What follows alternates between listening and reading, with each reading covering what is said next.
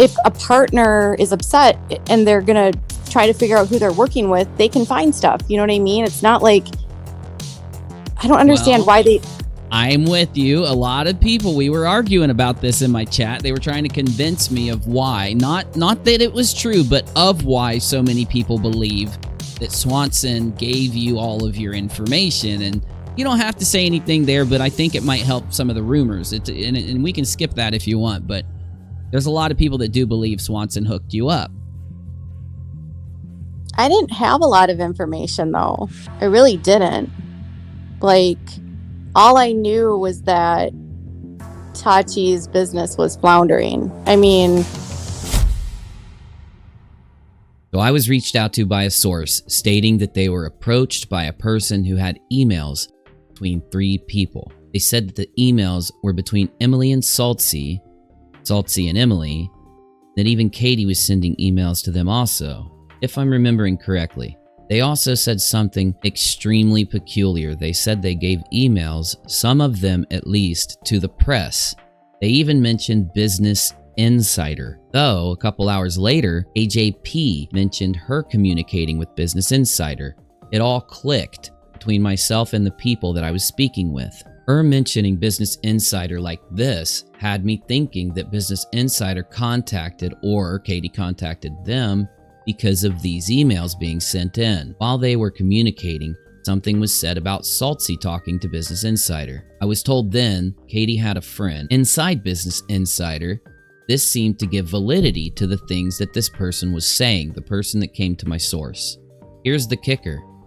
The source told us that they had emails between all of these people was the same source that told us Katie's lawyer and Tati's lawyer trying to reach a settlement, prevent them from going back to court in Minnesota. This is why Saltz hadn't refiled yet. After this happened, I had it confirmed to me 100% that this was true. KJP's lawyer and Tati's lawyer are in communication trying to reach a settlement. This is where it gets very, very strange. The source has shown that they are either in communication with KJP or could even be KJP herself. And them having these emails or just claiming to have them, it also seems as if the source is either a person doing the hacking to gain emails or in the very least wants us to think that they're doing the hacking. It's also possible that they are working with the hacker, but that's very unlikely. You'd think this couldn't get any stranger, but it gets stranger and stranger. So if the lawyers are in mediation, obviously Tati has all the power. KJP has admitted that she's broke. Also, Tati is the one suing and has the power to refile in Minnesota, where KJP cannot use her tactic of getting defamation lawsuits thrown out for jurisdiction like she's done before. So it would cost much, much more than the last time if she refiled. What I'm saying is KJP holds 0 cards. She's desperate, in my opinion, to not have this go back. You can see that from how much she celebrated it being thrown out. Now, what would Tati Westbrook want from Katie? There is another lawsuit. We all know, even though she denies it now, KJP broke that story claiming that Swanson was her source. I will play clips now to prove it. Listening to this, I was like, this is really sad. And all of this came from my source and it's all backed up. The person that reached out to me is in the process of fighting over the business with one of these people. And it's gonna get so ugly. So Jen wants to know why I can't talk about who contacted me, because I can't reveal that source yet. I want to be clear that James Charles was never my source. I said a couple weeks ago that James reached out to me because he was basically told to, in so many words from my source, get me to remove the videos about Tati from the internet. My source told me directly. This anonymous tip. I got a tip this morning from my anonymous source, and they said I was down at the courthouse at Santa Monica, and I saw this filing, and you might want to go check it out. Do y'all see this up here? Katie Joy was saying, I have a source inside the courthouse that saw this filing come in. Electronically filed by Superior Court of California County of Los Angeles, 10/20/2020 at 1:49 p.m. Assigned to Santa Monica. But you guys, she said, I have a source at the courthouse who saw it come in. It was f***ing e-filed. If a partner is upset and they're going to try to figure out who they're working with, they can find stuff. You know what I mean? It's not like, I don't understand why they... I'm with you. A lot of people, we were arguing about this in my chat. They were trying to convince me of why. Not that it was true, but of why so many people believe that Swanson gave you all of your information. And you don't have to say anything there, but I think it might help some of the rumors. And we can skip that if you want, but there's a lot of people that do believe Swanson hooked you up. I didn't have a lot of information, though. I really didn't. Like, all I knew was that Tati's business was floundering. I mean... It is so strange to see Katie on Twitter today and yesterday claiming that Swanson was never her source. But even crazier is that she shared a threatening email that was sent to her by supposed hackers. I'll show you the email now. So it's important for me to go back a bit and let you know that this person who contacted my source about hacked emails did not mean to tell my source that they had hacked emails. Their communication started by them accidentally sending, either through DM or email, some kind of thing, some kind of material that showed that they had these emails. After my source received it and said, like, what the f is this? They started the conversation where they told my source everything they had and that they were sending it to the Business Insider. It's insane that Business Insider was brought up by my source hours before Katie shared this email and the crazy stuff about Swanson and Business Insider. So I think Katie is spamming Twitter about Swanson because I believe Tati's demands are for KJP to hand over Swanson as her source. That's my opinion. KJP said she had Swanson as a source, and of course Tati would need that. I know that Katie wouldn't be talking to the lawyers herself. Her lawyer would be. This tells me it's likely Katie's lawyer came to her with Tati's demands, and of course, Katie, being unwilling to be honest about him being the source and give him up, getting frustrated and feeling out of options, took to Twitter, like she always does, to vent. I think that's what we're seeing there. That's why her venting contained Swanson and other things about the situation. It's like she's trying to convince Tati through her Twitter that she doesn't have anything on Swanson, when we all know, and Tati has to also, that she does due to the clips I've already played. This is the crazy part. Inside that threat that Katie shared, the thread itself, convincing people that the hackers is one of the people close to KJP, means it's not KJ, right? This really bothers me, because I know that the hacker accidentally sent a person the fact that they had those emails and possibly told on themselves. Here's the kicker then. It's insane, but in my gut, and I don't want my source to get mad at me, but I believe that the person giving my source info is none other than KJP. I won't tell you why right now until my source comes out and talks about all of this, but I'm almost positive that he got the stuff from KJP, or in the very least, someone directly next to KJP. So what did he tell me that he saw? What was accidentally sent to him? Proof that they had the email addresses of the to and the from for each email, exact date and times, like he may have seen the header of the emails, I guess, and also information that was in these supposedly hacked emails. If KJP wouldn't have gone to Twitter with all this craziness, I wouldn't be making this video right now. But my source, myself, and the other YouTubers I talk with all believe that this is all linked together and that you should know about it.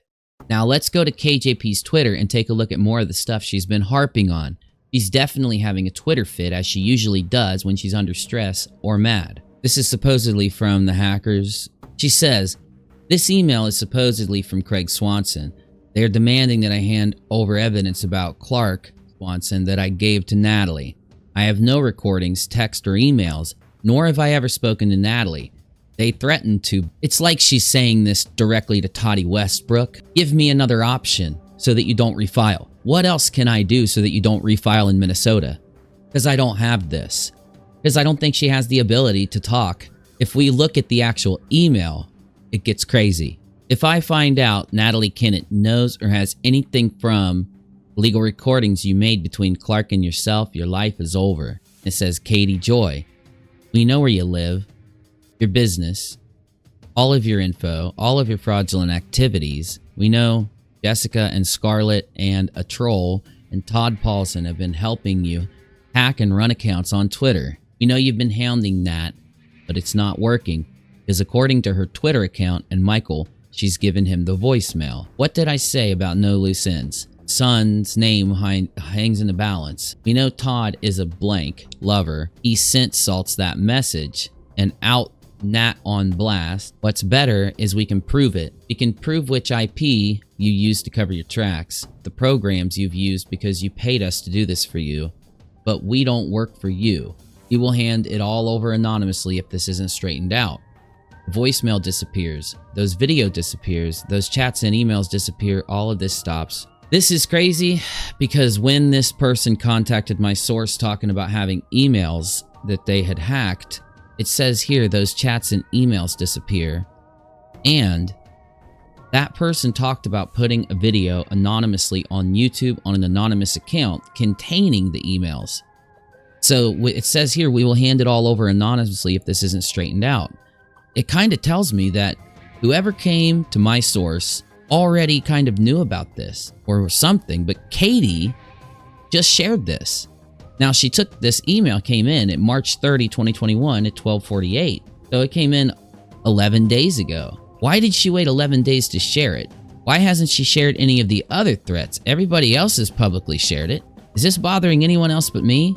Because on Twitter, if we roll up from when she said this, the next one says, the emails like this count in the hundreds and were made by somebody using a faker email. Faker Daker. Faker Daker email. I like to say Faker Daker. The website they use allows you to put any person's email in the front line. I received dozens of faked emails from Michael Saltz, my attorney, Natalie, and even me. Even yourself. They sent yourself emails and you didn't bother posting them or letting anyone know or going to the FBI. All of them contain violent threats of blank, blank, blank, and blank. They've been demanding I give up everything I have about Swanson and have claimed Clark is paying my attorney fees. I have nothing to give up and I paid my fees. Why are you engaging them here? If you're gonna talk about it, why not share the email? You can even redact it. Anyone can create fake email accounts, not hard to do. Maybe you created this yourself. See, other people are thinking exactly what I'm thinking.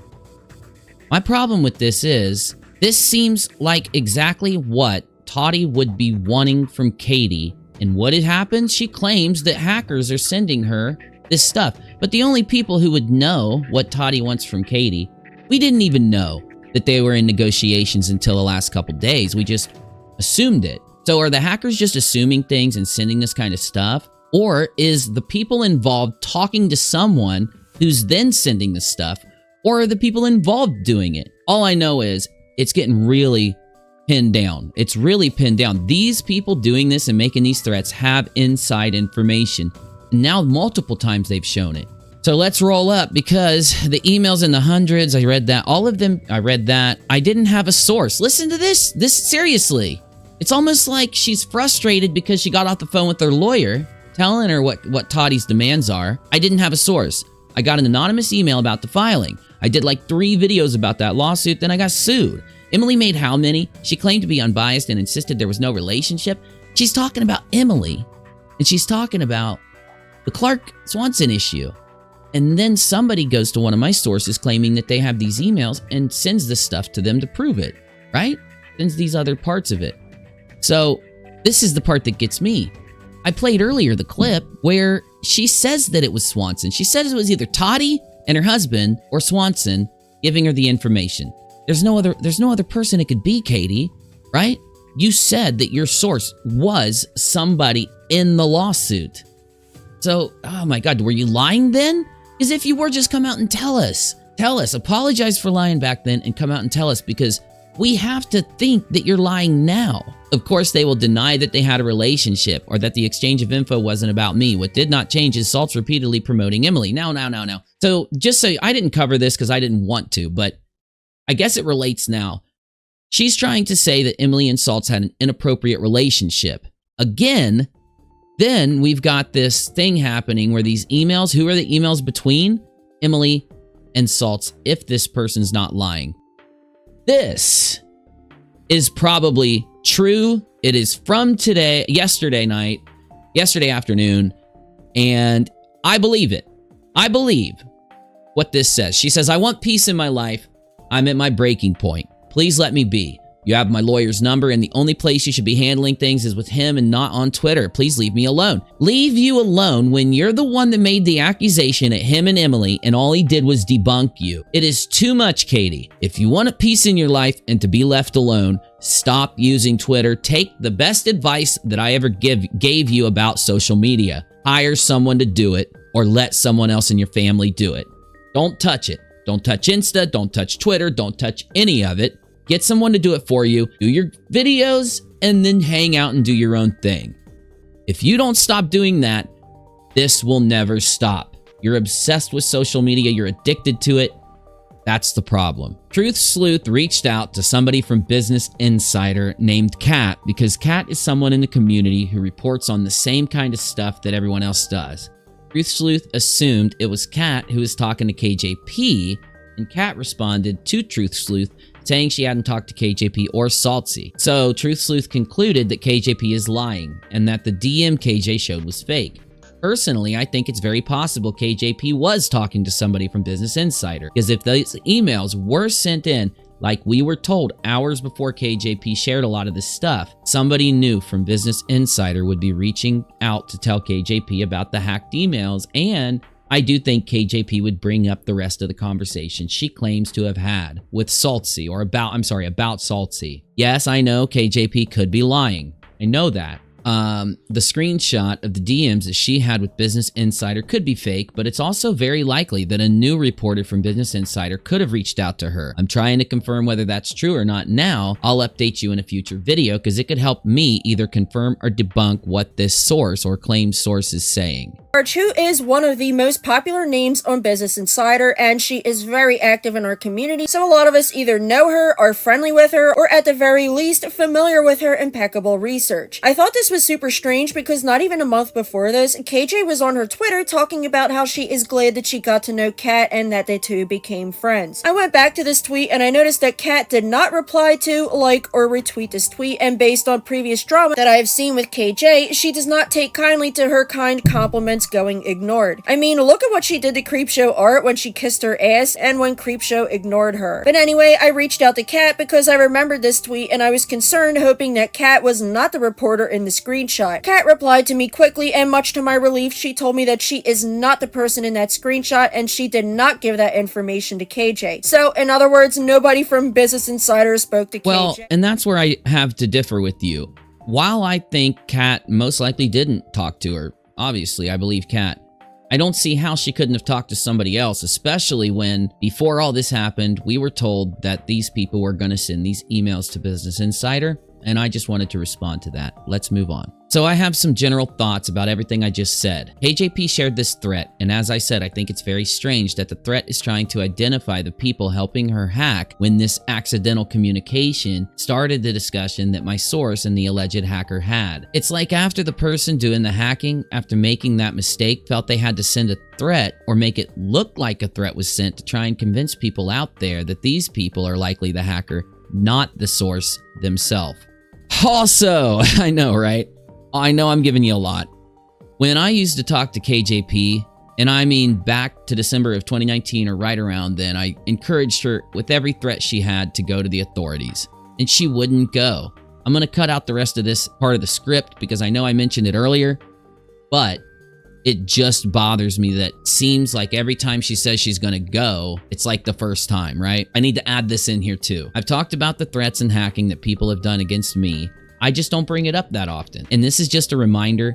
I've also had the same kind of threats around this issue, and people have done these same things to me. I've mentioned it in videos, but I want to make sure I communicate that so that people understand. After all this is transpired and all this information was given to the relevant parties, we are left with a lot of questions. Let me know what you think down below, please, and I'll repeat those things that I hope you will help me with now. Number one, let me know if the person claiming to have the emails, do you think they're lying or telling the truth?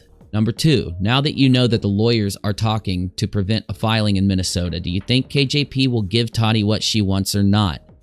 Number 3, do you think KJP's Swanson talk on Twitter has to do with Tati's demands?